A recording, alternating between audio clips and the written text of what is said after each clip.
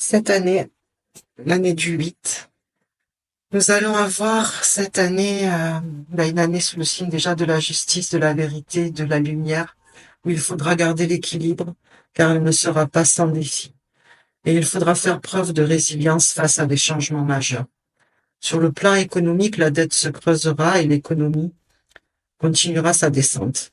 Mais nous verrons un énorme scandale financier être révélé, lié à une grosse évasion fiscale. Un conflit spirituel ou religieux peut prendre de l'ampleur, avec des bâtiments et des lieux de culte brûlés. Ce sera totalement commandité. Des excès d'autorité avec des décisions cruciales qui pourraient transformer radicalement l'avenir des sociétés, mais avec aussi une notion karmique pour les acteurs de ces décisions. Ce ne sera pas si facile pour eux.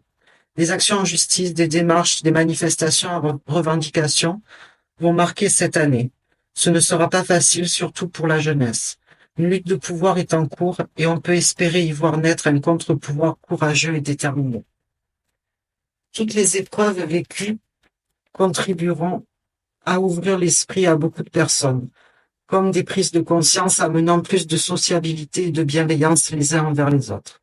Des personnalités obsédées par le pouvoir risquent quelques revers, voire même des agressions.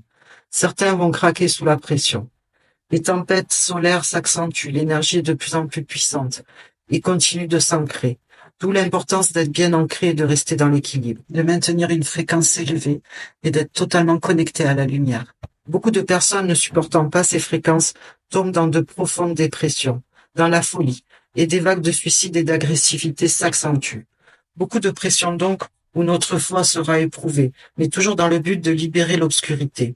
Le risque viendra aussi et surtout des hommes de pouvoir qui, de manière obsessionnelle, peuvent prendre des décisions telles des déclarations de guerre, pouvant impacter énormément de populations dans le but de conserver pouvoir et privilèges. Sauf que tout ça fait partie de l'évolution et que la destruction de cet ancien monde passe aussi par les bouffées délirantes de nombreux gouvernements. Mais cette année, ils commenceront à devoir rendre des comptes, non seulement à certaines victimes de leurs décisions passées, mais aussi face à la lumière.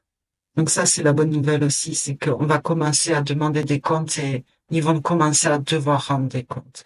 Soyons courageux, déterminés, lumineux dans nos actions et gardons à l'esprit que la seule révolution possible pour changer les choses, c'est celle de la conscience. Car plus il y aura de conscience, plus il y aura de lumière et d'amour, et plus l'obscurité se révélera pour être consumée et transcendée. Rentrons donc avec joie dans cette nouvelle année. Continuons, chacun avec ses prières et pratiques sincères, de rayonner notre lumière. Je vous souhaite encore une belle et lumineuse année dans la paix du cœur et la conscience. À très bientôt.